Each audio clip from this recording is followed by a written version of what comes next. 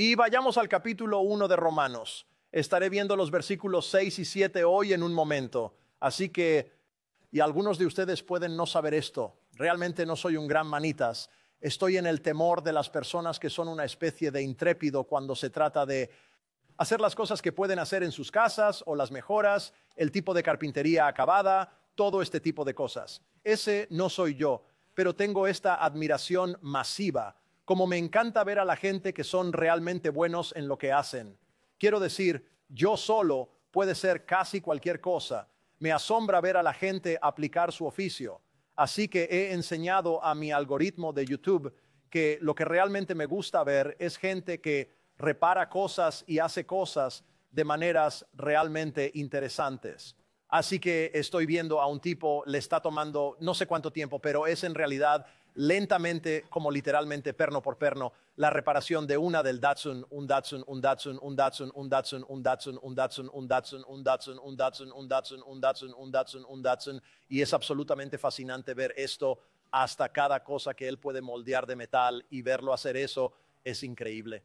Estoy viendo a una joven pareja en Italia rehacer una casa de piedra que le está llevando un tiempo. Esa es su casa de 300 años y solo verlos todas las cosas diferentes que tienen que pasar. Y para que no pienses que todo se trata de construir o reparar o cosas así. No, como he dicho, estoy realmente fascinado por cualquier persona que hace lo que hace bien. Así que estoy un poco, no sé si debería avergonzarme de admitir esto. Me encanta este tipo en Escocia y es una especie de Dr. Pimple Popper de las vacas. Él literalmente como literalmente recorta pezuñas y para verlo estoy como en el temor de ver a este tipo hacer lo que hace simplemente porque él es tan bueno en eso. Bien, así que ahora me encantan todas estas cosas, pero esto es lo que nunca he visto. Por muy hábil artesano que seas, por muy intrépido que seas, nunca he visto a nadie crear algo que no existe. Solo Dios puede hacer eso. De hecho, Pablo nos va a decir en Romanos capítulo 4, verso 17, es Dios quien llama a la existencia cosas que no existen. Antes no existían, ahora existen. Esto es lo que hace cuando crea el mundo. Imagínate poder ver a Dios trabajando, llamando a la existencia al mundo que conocemos, este orden creado que ha hecho o es lo que hace con Israel. No existía una nación llamada Israel y Dios la llama a la existencia. Es lo que hizo al traerte de las tinieblas a su luz maravillosa. No existías como seguidor de Jesús y ahora lo eres. Es lo que hace en las iglesias y eso es lo que quiero que veas hoy, lo que Dios hace cuando se trata de la iglesia en Roma, cuando hace iglesias en todo el mundo, cuando llama a la existencia las cosas que no existen. Así que vamos a empezar a leer. Y vamos a aprender algunas cosas nuevas hoy en Romanos capítulo 1, versos 1 al 7 y pasaremos nuestro tiempo en los versos 6 y 7. Así que mírenlo conmigo, Romanos capítulo 1. Y versículo 1, Pablo, siervo de Cristo Jesús, llamado a ser apóstol, apartado para el evangelio de Dios, el cual prometió de antemano por medio de sus profetas en las sagradas escrituras, acerca de su Hijo, que descendió de David según la carne y fue declarado Hijo de Dios con poder, según el Espíritu de santidad por su resurrección de entre los muertos, Jesucristo nuestro Señor, por quien hemos recibido la gracia y el apostolado para llevar la obediencia de la fe por amor de su nombre entre todas las naciones, incluidos vosotros que estáis llamados a pertenecer a Cristo Jesús, a todos los de Roma, amados por Dios y llamados a ser santos. Gracia a vosotros y paz de parte de Dios nuestro Padre, y del Señor Jesucristo. Esta es la de Dios. Quiero mirar hoy, quiero que veas algo sobre esta iglesia y quiero que veas algo sobre el fundador de la iglesia. Quiero que veas algo acerca de la ciudad de Roma y voy a mirar realmente a la gente y voy a mirar su necesidad. Eso es lo que vamos a hacer esta mañana. Así que seré breve en algunas de estas áreas y un poco más largo en otras. Pero empecemos con la iglesia de Roma. Pueden o no saber esto. El Nuevo Testamento tiene 27 libros. 13 de ellos son cartas de Pablo. 9 de esas 13 son cartas que Pablo escribió a las iglesias. Ok, entonces Roma y Corinto y Efeso y Colosas y Filipenses y Galacia. Estas son todas las iglesias a las que Pablo escribe. Pablo no lo hizo. Vamos a ver en un momento. Pablo nunca estuvo en Roma y sin embargo Pablo dice algo que es bastante notable acerca de la iglesia de Roma. Hablaremos de ello la próxima semana, pero vayamos al versículo 8. Y miren lo que Pablo dice en el versículo 8, dice, doy gracias a mi Dios por medio de Jesucristo por todos ustedes, porque su fe es proclamada en todo el mundo. Ahora, aquí está por qué eso es notable. Pablo está escribiendo el libro de Roma en algún lugar, Romanos, en algún lugar alrededor del año 58, 59 de Cristo. Ok, lo que significa que esto es un poco más de unos 30 años después de la crucifixión y resurrección de Cristo. Así que aquí tenemos esta cosa nueva llamada la iglesia del Nuevo Testamento, y esta iglesia de menos de 30 o quizás un poco más de 30 años. Les mostraré por qué creo que en un momento que es aparentemente próspera. Pablo dice, voy por todo el mundo romano y oigo hablar de vuestra fe. Esta nueva iglesia de 30 años en la historia del mundo, de nunca haber tenido una iglesia antes, Pablo dice que tu fe está siendo proclamada. Así que ver que la iglesia es esta iglesia próspera en Roma. Entonces, ¿quién la plantó? Veamos al plantador. Bueno, sabemos y hemos hablado de esto antes. Sabemos que no fue Pablo. Pablo va a decir en Romanos capítulo 1, verso 13, solo, tú sabes, mira hacia abajo un poco y vas a ver que Pablo dice, estoy ansioso, he estado deseando ir a ti, pero hasta ahora he sido impedido. Oirás en el libro de los Hechos y en otros lugares. Pablo dirá, estoy tratando de ir a ti, pero tú sabes, el Espíritu de Dios se me resistió. Así que no sabemos cuál fue esta prevención, pero Pablo nunca había estado en Roma, así que no la plantó.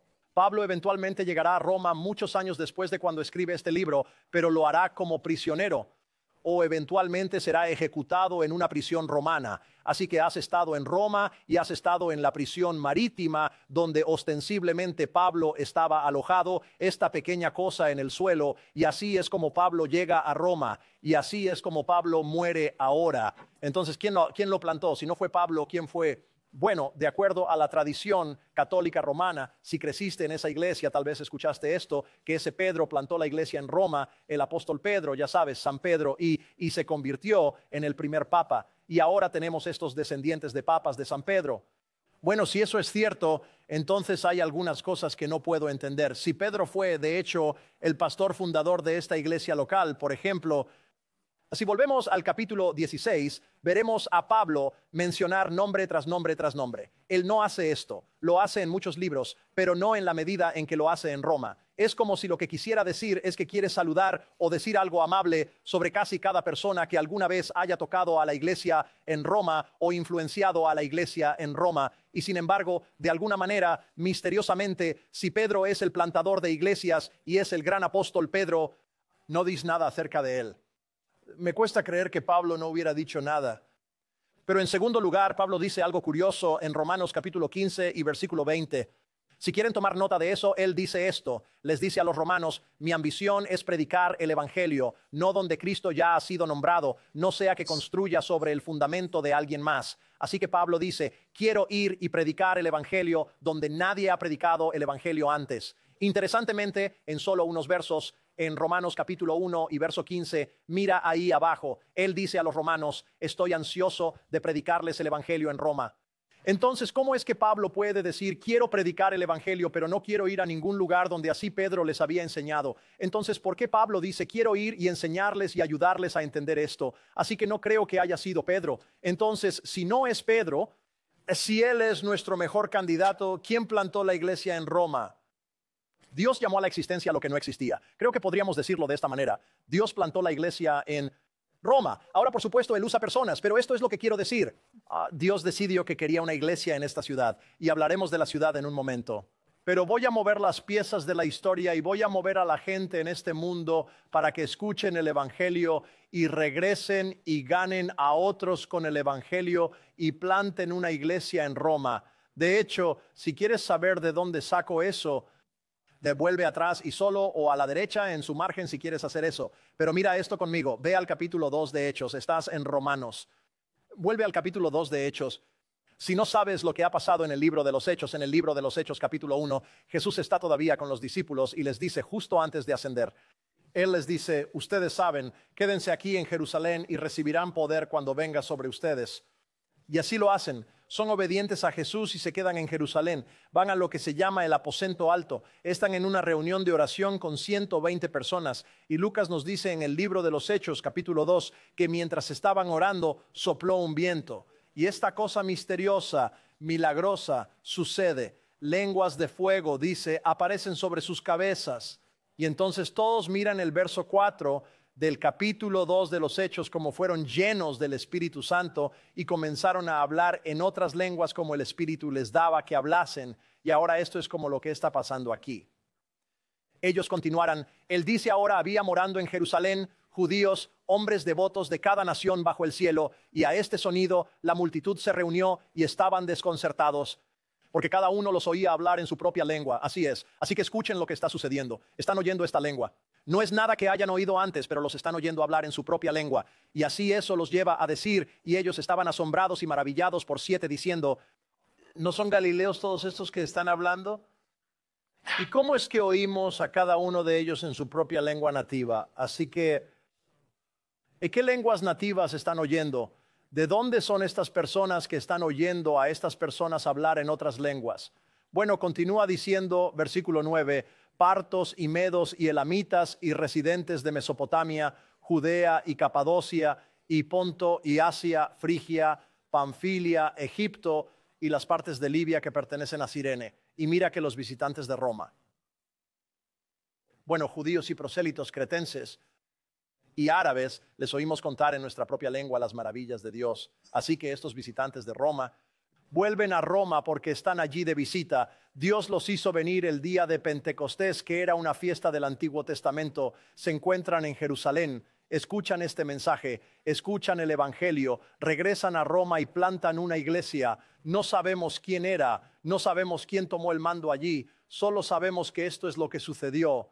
Así que aquí está el plantador, pero en última instancia es Dios, diciendo, voy a llamar a la existencia lo que no existía.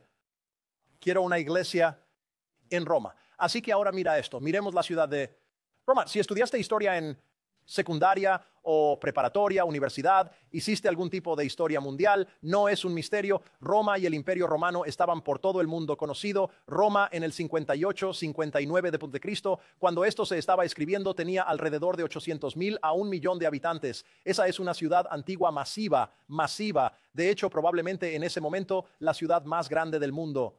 Y se extendió por todas partes. Su influencia se extendió por toda Asia y lo que hoy es Europa y llegó hasta Irlanda. Quiero decir, estaba en todas partes, correcto. Y eso significaba que había este auge de los viajes y el comercio y que existía esta enorme metrópolis. Cuando oías la palabra Roma, pensabas, oh, tal vez incluso hoy, oh, quiero ir a visitar Roma. Sería como si hoy escucharas, no sé si Dublín o quiero ver Irlanda o quiero ver Londres o quiero ver París, lo que sea que esté en tu lista de deseos. Esto estaba en la lista de deseos de todos. Roma era la ciudad imperial, Roma era la ciudad eterna, Roma era el lugar al que todos, incluido Pablo, querían viajar. Pablo nos va a decir que este es uno donde conoce a todo tipo de personas en esta iglesia. Cuando llegues al capítulo 16, verás esto. Él conoce más de 30 personas en esta iglesia. Él los nombra por nombre a esta persona, saluda a esta persona, a esta persona. En otras palabras, Pablo se había topado con ellos por todo el Imperio Romano. Y así es como él está escribiendo a amigos y él está escribiendo a esta iglesia en Roma. Y es una iglesia predominantemente gentil. Dijo que incluso de los nombres cuando llegamos al capítulo 16, y sino también lo que Pablo ya nos ha dicho en el capítulo 1. Recuerden que la semana pasada miramos y él dijo, Pablo dice, soy apóstol para llevar la obediencia de la fe por causa de su nombre entre todas las naciones. Y mira el versículo 6, incluyéndote a ti. Y digamos que literalmente sonaría así entre todas las etnias, incluyéndote a ti. Tú eres una etnia diferente, Pablo dice. Te escribo a ti, quiero que conozcas a Jesucristo, quiero que sigas sirviendo a Jesucristo. Ok. Así que esta es predominantemente gentil, pero muy probablemente una iglesia étnicamente diversa en una ciudad muy diversa como Roma, donde hay todo este comercio de todo el mundo. Por cierto, una de las cosas que podemos decir acerca de una iglesia sana, una iglesia que está prosperando en su fe, la forma en que la iglesia de Roma es, la forma en que Pablo los elogia, es la iglesia que es tan étnicamente diversa como su comunidad circundante. ¿Me siguen? Así que una de las cosas que debemos notar, Foothill, es que debemos ser capaces de mirar a nuestro alrededor y decir, hey, somos un reflejo de la comunidad en la que nos encontramos. Cierto, debería ser así, ¿no? No es una comunidad totalmente hispana o blanca o de Oriente Medio o asiática.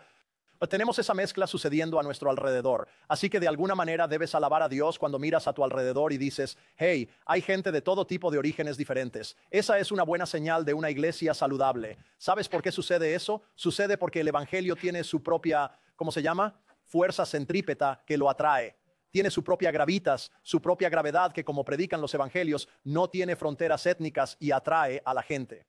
Y esto es lo que está sucediendo en esta iglesia en Roma. Pero recuerda, Roma es solo este lugar, hombre. Quiero ir a ver Roma. Todo el mundo habría pensado, oh, qué glorioso. Algún día podría ver Roma. Es el hogar de los Césares y tiene los palacios y tiene el Coliseo y tiene monumentos de mármol, ¿verdad? Tiene de todo. Y por cierto, si viajas y haces algún tipo de recorrido arqueológico por la antigua Roma o al menos por donde se habría extendido el Imperio Romano, esto es lo que verás. Verás que los urbanistas de esas ciudades, estas otras ciudades más pequeñas, trataron de muchas maneras de replicar a Roma. Tenían una calle principal y estas pequeñas avenidas que salían de ella, y la forma en que la establecían era tratando de hacerla en miniatura, pero eso es todo lo que era. Y todo en lo que la gente viviría sería una miniatura, y la gente quería ir a Roma como la gente quiere ir a Nueva York. Alguna gente quiere ir a Los Ángeles, no la gente que vive aquí, sino los que están fuera de Los Ángeles, ¿verdad? Pero aquí está la cosa. Como todas las grandes ciudades, ¿verdad? Está lo que vemos en los folletos, ¿verdad? Que nos atraen a venir. Y lo que pasa cuando levantas el capó, ¿verdad? ¿Qué pasa en la parte de abajo? Eso es Roma. Roma es un lugar de virtud y un lugar de profundo, profundo vicio, ¿verdad? Roma es un lugar de miserables excesos y esto es lo que creemos. El corazón humano no ha cambiado desde la creación y la caída del hombre. Somos los mismos, siempre lo hemos sido. Así que la gente siempre está buscando cosas ilícitas. Siempre va a haber estafas en las grandes ciudades y escándalos en las grandes ciudades y prostitución en las grandes ciudades e inmoralidad sexual en las grandes ciudades. Y Pablo va a tratar con todos esos. Pero aquí él escribe a una comunidad que se encuentra en medio de este, podríamos decir, miserable exceso, en medio de este humano, tú sabes, solo putrefacción, esta idea de que Dios quiere una iglesia no solo en áreas que son todas pristinas y todos amamos a Jesús, ¿no es así? Él la quiere en áreas donde las cosas son un desastre. Si alguna vez has plantado un jardín, esto es lo que sé que no sucedió. Si tuviste un jardín exitoso, no plantaste esas semillas o esa plantita dentro de tierra desinfectada y pura. ¿Sabes lo que quiero decir con eso? Tiene que haber algo descomponiéndose ahí para que eso tenga algún efecto. Así es como Dios planta iglesias. Muy a menudo pone la semilla dentro de una cultura que sería tan anticristiana, así y así. Pero mira Roma, ellos no van. ¿Sabes qué? Hemos escuchado este nuevo mensaje. Queremos mudarnos a Idaho. Dicen, no, nos quedamos aquí. Nos quedamos aquí donde la vida es dura. Y donde las cosas son difíciles. Voy a criar a mis hijos aquí. Y el evangelio va a cobrar vida. Esto es Dios diciendo, quiero llamar a la existencia una cultura que no existe en este lugar llamado Roma. Mira, dentro de que 200 años de esto, Roma se convertirá en cristiana.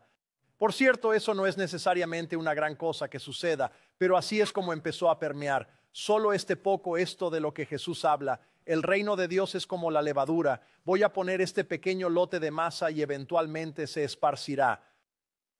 Voy a ponerlo en medio de esta cultura y de ese suelo podrido, podríamos decir. Vamos a ver crecer algo. Mira el cristianismo. El cristianismo no es un salto adelante en el progreso humano. No nos miramos a nosotros mismos, la iglesia, pero ¿sabes qué?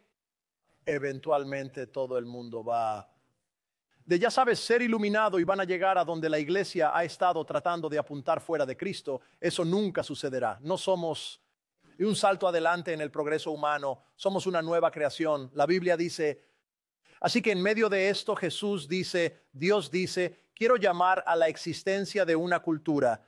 Quiero llamar a la existencia de una nueva humanidad, una nueva creación que va a venir y empezar a extenderse. Así es como siempre sucede. Así es como siempre sucede. Ahora sigamos porque quiero que veas a la gente. ¿Quiénes son estos romanos? Porque Pablo nos va a decir algunas cosas aquí y nos va a mostrar en los versículos 6 y 7 cómo son diferentes. Y lo que quiero que vean es cómo ellos son diferentes, cómo nosotros somos llamados a ser diferentes también. Y para que vean esas similitudes aquí, ellos están rodeados por una sociedad pagana, viven en circunstancias difíciles. Y te mostraremos esto en un momento. Y aún así, Pablo dice que en medio de todo eso no viven y no están rodeados. Ustedes no están en una cultura cristiana, pero su fe es proclamada en todo el mundo. Vosotros estáis aguantando, no habéis huido de ello, os habéis quedado, estáis prosperando. ¿Cómo ha sucedido eso? Y esto es lo que quiero decir. Veamos algunas cosas. ¿Cómo estos primeros cristianos se convirtieron en cristianos? ¿Cómo te convertiste en cristiano? Bien, y quiero que veas esto de varias maneras. En primer lugar, mira el versículo 6. Pablo dice a que fueron llamados a pertenecer a Cristo Jesús, llamados a pertenecer. Noten que no dice llamados por Cristo Jesús. ¿Cierto? De hecho, lo que verás en las Escrituras muy a menudo es que el que hace el llamado y la salvación es Dios mismo. Él dice, más bien, fuiste llamado a pertenecer a Cristo Jesús. Tú, a través de tu salvación, fuiste unido a Él. Ahora le perteneces. Él es tu dueño, por así decirlo. Pablo dijo de sí mismo en el capítulo 1, versículo 1, Pablo, un siervo. Y dijimos, cuando hicimos eso, en realidad es la palabra esclavo, un esclavo de Cristo Jesús. Tú le perteneces a Él. Él es tu amo, Él es tu Señor. Has entrado en esa relación. Pablo le va a decir a los corintios, no eres tuyo, fuiste comprado por un precio. Fuiste redimido de eso. Ahora Dios es tu dueño. Ahora Jesús es tu dueño. Él es tu dueño. Y creo que para algunas personas como, hombre, yo no quiero pensar así. Eso se siente como mucha presión. Tengo que hacer todo exactamente bien. Escucha, esa nunca fue esa idea de pertenecer a Cristo Jesús, ser un esclavo de Dios. Ese tipo de cosas nunca fueron hechas para causarnos consternación. Fueron hechas para causarnos gran. Algunos de ustedes han escuchado de los catecismos. Si creciste en la Iglesia Católica Romana, tenías que pasar por un catecismo antes de ser confirmado dentro de esa iglesia. Podías participar de tu primera comunión.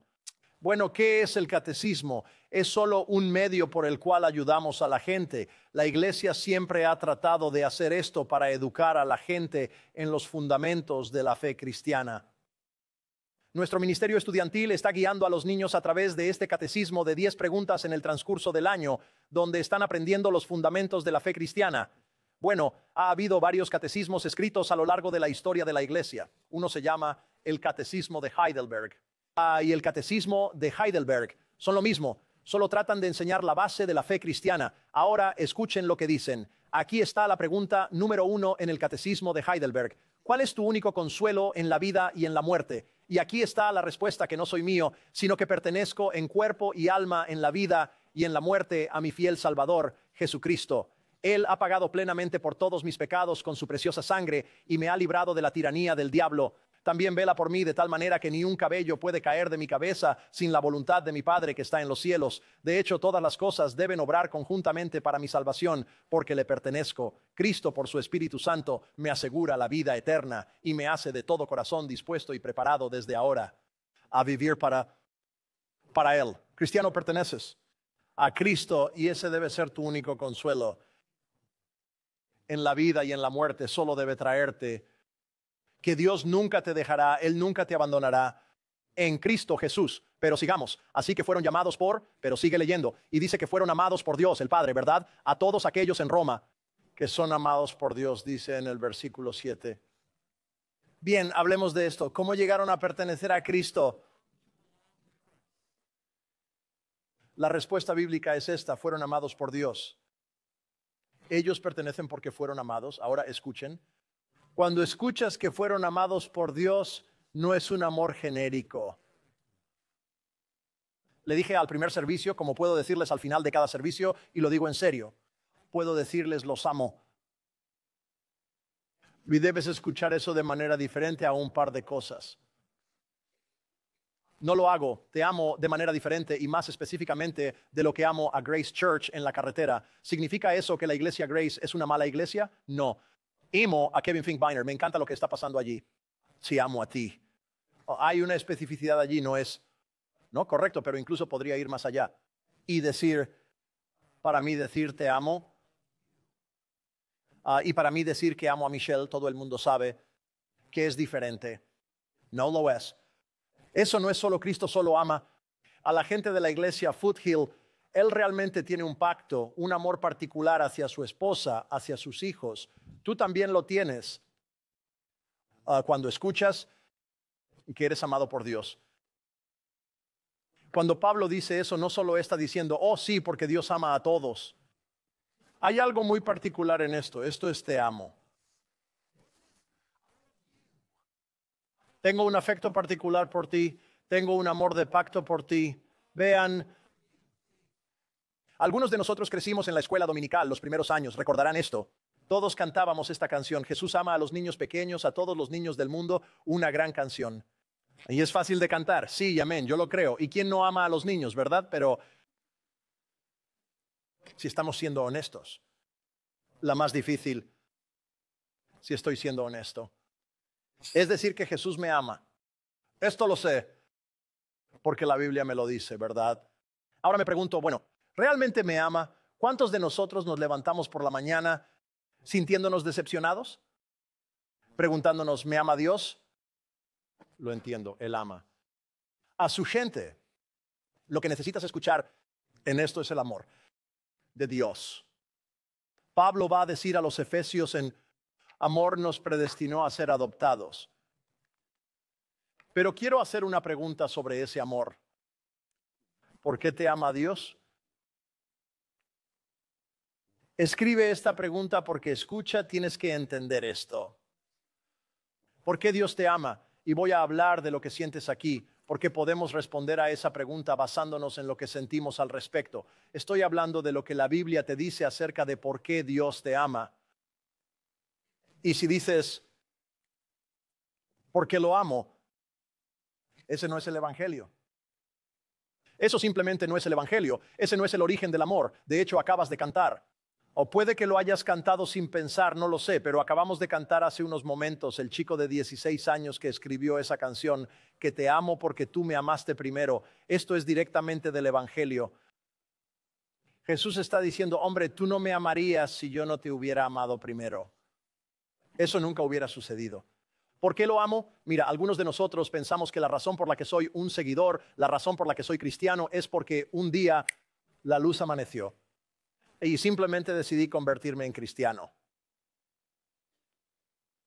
La Biblia dice, Pablo va a decir a los efesios otra vez, él va a decir, ¿ya no sabes que estabas muerto en tus delitos y pecados?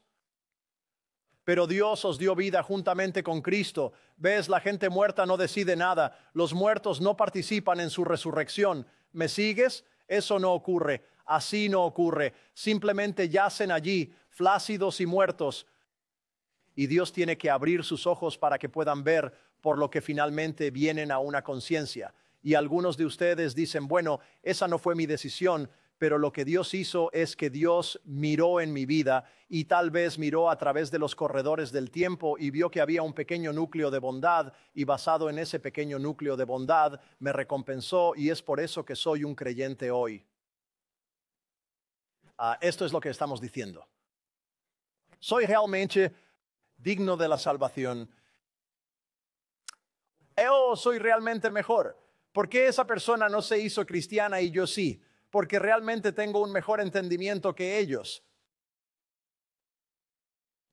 Pero ¿qué hago cuando Pablo llega a Romanos capítulo 3 y dice, nadie hace el bien, no, ni uno, nadie entiende, nadie busca a Dios, no hay nadie justo, ni siquiera uno. ¿Ves? Esa es la evaluación que la Biblia hace de ti. Así que permítanme hacer la pregunta de nuevo, ¿por qué Dios te ama? ¿Por qué te ama? ¿Y sabes cuál es la respuesta de la Biblia? Si yo le preguntara a Dios, ¿por qué me amas? Verás, quiero esta razón. No tiene sentido para nosotros, nos vuela la cabeza. Dios, tienes que tener una razón por la que me amas. Y Él dirá, tengo una razón. ¿Por qué? Porque te amo. Esa es mi razón. Te amo, Chris, porque acabo de decidir amarte y soy el Dios que no cambia de parecer y soy el Dios que no altera las cosas. Y si te digo que te amo, eso nunca, nunca, nunca cambia. Eso es alucinante. Que Dios dice, esta es la razón. ¿Entiendes, cristiano? Eres cristiano por una razón. Por una razón. Que Dios puso su amor en ti. Que Dios decidió amarte. No tú decidiste amarlo a Él. No por nada que hayas hecho o quieras hacer o dejar de hacer. la razón decisiva de tu salvación. Dios acaba de decir, te quiero. Quiero amarte. Ahora, ¿por qué Pablo dice esto? Justo al principio, literalmente dice, amado de Dios. ¿Por qué le dice? Bueno, ¿por qué le dice eso? Mira, creo que tal vez tenemos esta imagen florida, pero si has estado en Roma o conoces la historia de Roma, sabes que hay cosas llamadas catacumbas, ¿verdad? Son famosos por las catacumbas, donde los cristianos fueron llevados bajo tierra. ¿Sabes por qué sucedió esto? Porque 5 años después de que se escribiera esta carta, Nerón, el Nerón loco que conoces de tus libros de historia, no estaba loco antes de eso, pero aquí es donde empieza a perder la cabeza. Nerón decide, quiero limpiar un poco de tierra para poder construir un monumento para mí. Así que prende fuego y culpa a los cristianos. Y aquí es donde comienza la persecución masiva. Aquí es donde los cristianos son sumergidos en cera y pegados en postes y encendidos como velas para sus fiestas. Aquí es donde los cristianos son crucificados. Aquí es donde los cristianos son torturados. Aquí es donde son arrojados al Coliseo y son despedazados por bestias salvajes. Ahora se encuentran. No se entiende que sean tan amorosos. No son maravillosos esos cristianos. No hay capital social o cachet que vaya con ser cristiano en la antigua Roma. Lo que obtienes eso es un culto, ¿verdad? Esa es esa gente loca que pertenece a esa cosa llamada el camino. Esa es esa gente que son caníbales, literalmente pensaban esto. Esa es esa gente, los llaman ateos, porque no adoraban al panteón de dioses, adoraban a un solo Dios. Este no era un lugar agradable para ser un cristiano como este pequeño diminuto. Iglesia joven. Iban a ser severamente perseguidos. Pero Dios aparece. Son odiados por su cultura. Y Dios llega y dice, pero yo te amo. Te amo. ¿Por qué Dios? Porque te amo. Te amo igual que a mi hijo, que fue hasta la crucifixión. Mira, escúchame, iglesia. Algún día llegaremos a la parte sustanciosa de Romanos, se los prometo. Vamos a llegar a Romanos 9 y algunos de ustedes dejarán la iglesia. Vamos a llegar al final de Romanos 1 y tal vez otro grupo, no lo sé. Vamos a hablar de la homosexualidad y la moral sexual. Vamos a hablar de la elección y la predestinación. Vamos a hablar de todas estas cosas. Estas son cosas de peso, pero aquí es donde comienza. Dios te ama. Dios te ama, resuelve esto. No vamos más allá. Pablo dice, hombre, quiero que sepas esto. Antes de decir nada, antes de exigirte nada, antes de predicarte nada, eres amado por Dios. Eso debería bastar. ¿De acuerdo? Segundo, ahora sigue adelante. Tercero, quiero que vean que fueron llamados. Y voy a llegar a la porción de los santos aquí en un minuto. Fíjense en esto. Dice, a todos los que en Roma fueron amados por Dios y llamados. Quiero hablar un minuto porque ya hemos dicho algo acerca del llamado en el versículo 6, pero permítanme concentrarme en esto solo por un minuto. Esto es lo que sucede. Bíblicamente hablando, cuando el evangelio es predicado, algo siempre pasa y algo a veces pasa. Bien, es lo que los teólogos llaman la diferencia entre el llamado general y la llamada eficaz. Esto es lo que quiero decir con esto. Jesús contará una parábola y probablemente la has escuchado, donde dice que un sembrador sale a sembrar, ¿verdad? Y toma una bolsa de semilla y empieza a esparcir. Bien, y es indiscriminado, no está mirando, no está esparciendo en pequeños agujeros que ha hecho, solo esparce. Algo cae aquí en el camino y algo cae entre las piedras y algo cae entre la maleza. Y luego dice, pero solo hay un grupo que cae en esta tierra rica. Y los discípulos, ya sabes, él como que termina allí. Y los discípulos le preguntan, ¿qué quieres decir? Y él dice, como lo hace muy a menudo en las Escrituras, dice algo que suena muy extraño. Él dice, el que tiene oídos, que oiga. Todos tenemos oídos, Jesús. ¿Qué está diciendo? Es posible, como la semilla esparcida. De hecho, va a seguir diciendo, chicos, déjenme explicar la parábola. La semilla es la palabra de Dios y sale y se siembra. Ese es el llamado general. Y mucha gente lo oye. Algunos incluso la oyen y dicen, sí, yo quiero eso. Y dentro de un corto periodo de tiempo es arrebatada, es ahogado por todas las preocupaciones del mundo y las riquezas y todo tipo de cosas. Pero hay otro grupo. Ellos oyen, realmente oyen, tienen oídos para oír. ¿Cómo se consiguen oídos para oír? Y la Biblia no dice que hay una sola manera. Solo hay una manera de conseguir realmente oídos que escuchen ese mensaje, es que Dios rompa tu rebelión. Dios rompe tu corazón que rechaza a Cristo y abre tus ojos para ver y te ayuda a creer por fe. Por gracia hemos sido salvados mediante la fe, esto no por sí mismo. La fe no se produce por sí misma, es un don de Dios. Dios te impartió un don de fe que te permitió creer lo que hasta ese momento nunca habías creído. Y nunca creerás si Dios no hubiera hecho efectivo el llamado en tu vida. Es por eso que vamos a leer acerca de esta mujer llamada Lidia, de que Lucas hace un punto de decir que cuando Pablo le habló, Dios abrió su corazón. Y para creer y escuchar lo que Pablo estaba diciendo, Dios tuvo que hacerlo. Por eso el profeta Ezequiel va a hablar del nuevo pacto. Viene un nuevo pacto cuando algún día yo, Dios, sacaré el corazón de piedra y pondré un corazón de carne. Dios da oídos para oír. Dios saca corazones de piedra, pone corazones de carne. Dios hace todo eso. Dios debe romper nuestra rebelión. Mira, hazte esta pregunta. ¿Cómo te convertiste en cristiano? Algunos de ustedes podrían decir, hombre, un día, Chris, yo estaba sentado en un servicio como este y el predicador me estaba predicando y yo oí el evangelio y es como que todos en el cuarto se fueron y yo estaba tan marcado en lo que él estaba diciendo. Yo estaba como, Dios mío, él me estaba hablando a mí. Él leyó mi correo esta semana y tengo que creer lo que él está diciendo y tú creíste y Dios te salvó. Algunos de ustedes tuvieron un amigo realmente paciente. Pienso en uno de nuestros antiguos ancianos, Bob Nyquist, que habla de uno de sus compañeros en la policía que con paciencia, amablemente, solo le explicaba y le ayudaba a entender el evangelio, hasta que un día le dijo, Bob, ¿quieres recibir a Jesús? Y rezo con Bob. La vida de Bob cambió para siempre. Uno de nuestros antiguos ancianos, un tipo llamado Al Marsala, su esposa Betty esta mañana, era un Gideon y cada año Al nos invitaba a ir a estos desayunos Gideon donde escuchábamos. Algunos de ustedes tal vez ni siquiera sabían lo que son los Gideons. Si has ido a una habitación de hotel y has abierto un cajón, has visto una Biblia Gideon, o en un hospital has visto una Biblia Gideon, y tienen las historias más increíbles de gente en prisión, en hospitales, en hoteles que se abren, ven la palabra de Dios, la leen y son salvos. Esos son algunos de sus testimonios. Algunos de ustedes vieron una película, otros leyeron un libro. ¿Sabes lo que es común a todos ellos? Lo que es común a cada uno de esos que se convierten en cristianos es Dios. Dios estaba trabajando para llamarte de las tinieblas a su luz maravillosa. Dios estaba trabajando para ayudar a preparar la tierra de tu corazón. Escuchaste y creíste.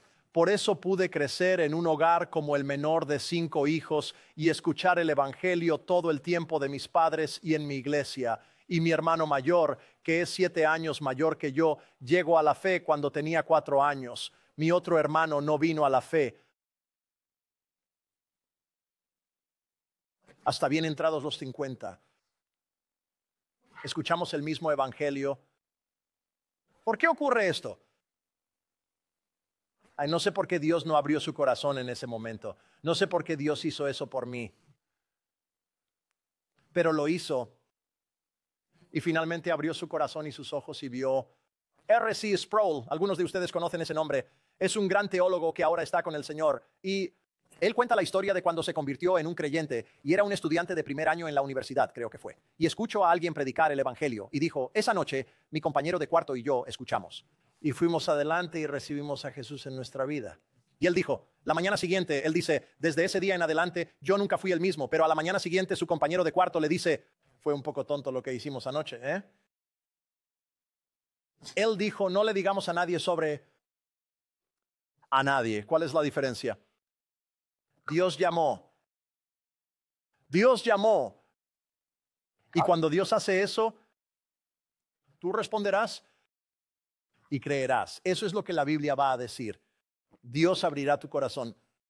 para creer. Así que aquí dice, aquí estás llamado a pertenecer a Cristo Jesús, a todos aquellos en Roma que son amados por Dios y llamados a ser, ahora mira lo que dice, santos.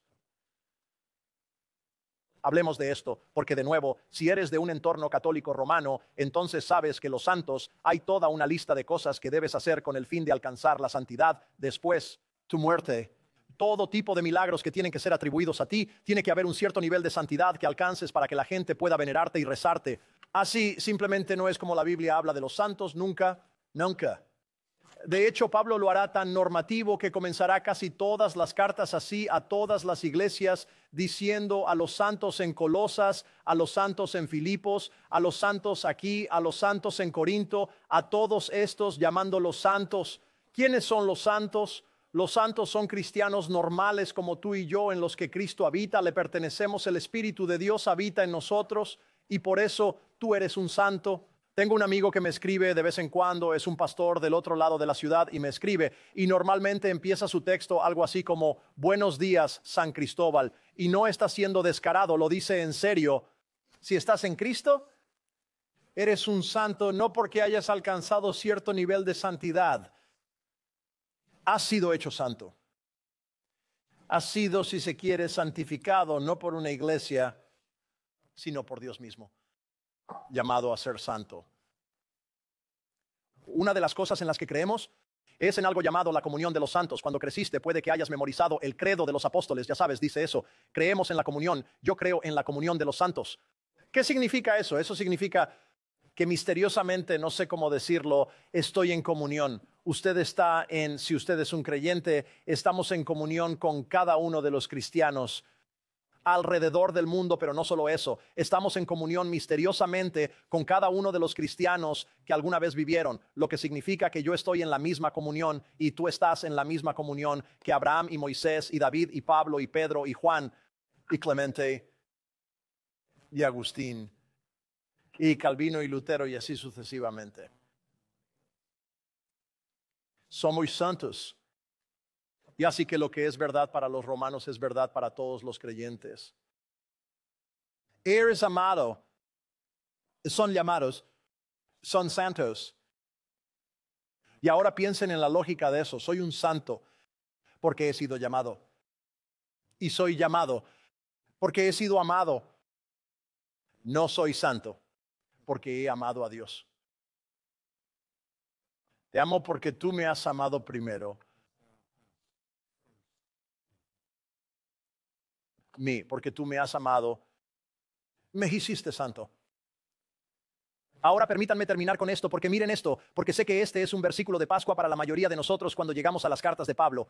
Pablo termina el versículo 7 diciendo simplemente, gracia a vosotros y paz de Dios nuestro Padre, del Señor Jesucristo. Esa es una frase tan pregnante. Y esa es una frase, la razón por la que digo que esta es la necesidad, es que creo que es la necesidad de cada romano. Creo que esta es la necesidad de todos en la iglesia Foothill. Esta es la disposición de Dios hacia ustedes, como aquellos en Cristo. Esta es la disposición de Dios hacia ti si no estás en Cristo y Él está diciendo, te estoy ofreciendo esto a ti. Esto es el Evangelio en miniatura. La gracia de Dios viene y con ella trae paz. Y no una paz que es como, esto es, vamos a tener un alto el fuego como lo que están tratando de conseguir en Ucrania o en Israel. No es un alto el fuego, no es un cese de hostilidades. Es una restauración, es un shalom, es el antiguo hebreo, esa palabra hebrea shalom que se traduce al griego y que simplemente significa este holístico, cuerpo entero, vida entera, paz. No es esta nuestra mayor necesidad de saber cuando entras a la iglesia hoy, puedes decir, me voy a sentar en la fila de atrás o ni siquiera sé si debo entrar. Quizás debería sentarme en el patio o quizás debería solo mirar porque lo arruine esta semana. O algo ha pasado en mi vida y siento que toda mi vida está revuelta. Este es el mensaje, gracia y paz para ti. Gracia y paz para ti, gracia. No sé por lo que has pasado. No sé por lo que estás pasando. Pero Pablo dice, antes de dar cualquier confrontación, quiero traer consuelo. Y algunos de ustedes solo necesitan escuchar las palabras de consuelo esta mañana. Gracia y paz. La gracia de Dios viene a nosotros y esto es lo que va a pasar. Well, los romanos. Ellos van a tomar y van a escuchar la palabra de Dios. Y va a ser el poder de la gracia en su vida. Va a ser esa gracia la que les traiga la paz. A todos aquellos en Roma, somos amados por Dios. A todos los de Glendora, somos amados por Dios y llamados a ser santos. Gracia, vosotros y paz de Dios. Jesucristo. Oremos. Dios, gracias. Gracias por tu palabra. Gracias por el consuelo que nos trae. Dios, yo solo rezo en este momento. Señor, soy impotente para hacer lo que solo el Espíritu Santo puede hacer en este momento, para abrir ojos ciegos y destapar oídos sordos y sacar corazones de piedra y poner corazones de carne. Pero Señor, que eso suceda esta mañana, que lo que escuchen sea la disposición de Dios, tu disposición hacia nosotros, su gracia, su paz. Señor, tu disposición incluso hacia los incrédulos ahora mismo es la oferta de gracia y paz. Perdón por el pecado y una paz que perdura. Señor, te ruego que hoy sea un día en el que mucha gente cruce el umbral de la fe, no porque he sido particularmente interesante o particularmente persuasivo. Dios, porque el Espíritu de Dios está trabajando efectivamente llamándolos a la fe en Jesús. Dios, haz lo que solo tú puedes hacer en este momento, te lo ruego. Y Dios, rezo por mis amigos aquí esta mañana, los que estamos en Cristo. Y sin embargo, Dios, la palabra a nosotros, la necesidad que tenemos, nuestros corazones están agitados, necesitamos gracia y paz. En nuestras vidas han dado un vuelco, necesitamos gracia y paz. Sentimos que la hemos echado a perder, necesitamos gracia y paz. Hemos pecado atrozmente. Necesitamos gracia y paz. Hemos ofendido, herido y lastimado. Necesitamos gracia, necesitamos paz. Hemos sido lastimados, hemos sido heridos. Oh Dios, necesitamos gracia y paz. Ministranos esta mañana. Te amamos, te agradecemos. Gracias, te lo pedimos en el nombre de Jesús. Amén.